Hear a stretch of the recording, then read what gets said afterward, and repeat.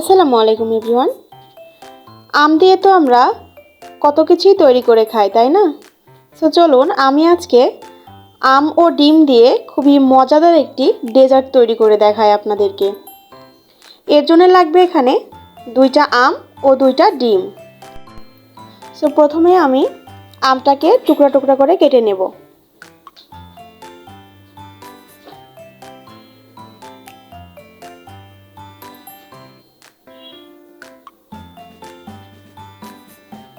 So এরকমভাবে টুকরা টুকরা করে সব আমগুলো কেটে নিচ্ছি।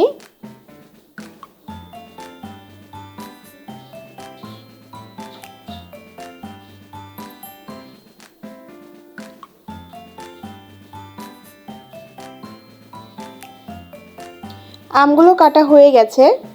এবারে আমি দিয়ে দিচ্ছি এর মধ্যে একটা ডিম।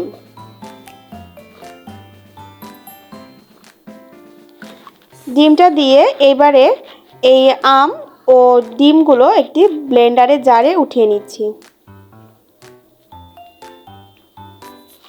এই তো, এবারে আমি এর মধ্যে আরও একটি ডিম ভেঙে দিচ্ছি।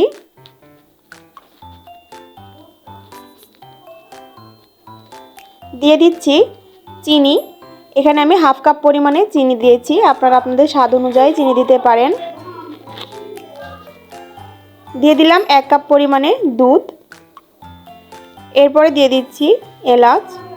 এলাচের ফলের ভেতরে যে বিচিটা থাকে আমি সেই বিচিটা দিয়ে দিচ্ছি। এবারে এই সবগুলো আমি মিক্স করে নিচ্ছি। এই যে দেখুন, খুব ভালোভাবে মিক্স করে নিয়েছি। এবারে একটি বাটির মধ্যে দিয়ে দিচ্ছি অল্প একটু পরিমাণে চিনি। এইবারে এই চিনিটাকে আমি ক্যারামেল তৈরি করে নেব।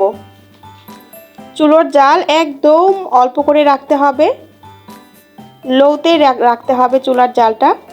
রেখে এই যে এরকমভাবে ক্যারামেল তৈরি করে নিতে হবে। সো ক্যারামেল তৈরি করা হয়ে গেছে। এবারে দিয়ে দিচ্ছি এই মিশ্রণটা।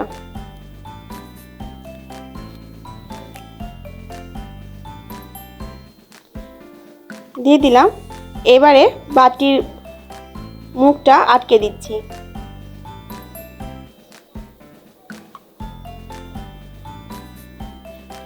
এবারে একটি প্যানের মধ্যে আমি পানি দিয়েছি, দিয়ে এই বাটিটা প্যানের মধ্যে দিলাম।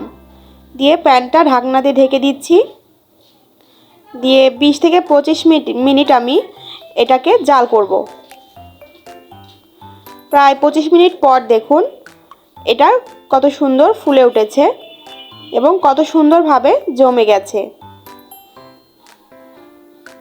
আপনারা দেখে হয়তোবা বুঝতে পারছেন। সেবারে আমি বাটিটা নামিয়ে মোল্ড আউট করে নিচ্ছি। এই যে দেখুন, এটাকে আপনারা আমের পুডিংও বলতে পারেন। ভীষণ লোভনীয় ও ভীষণ মজাদার হয় এই ডেজার্টটি।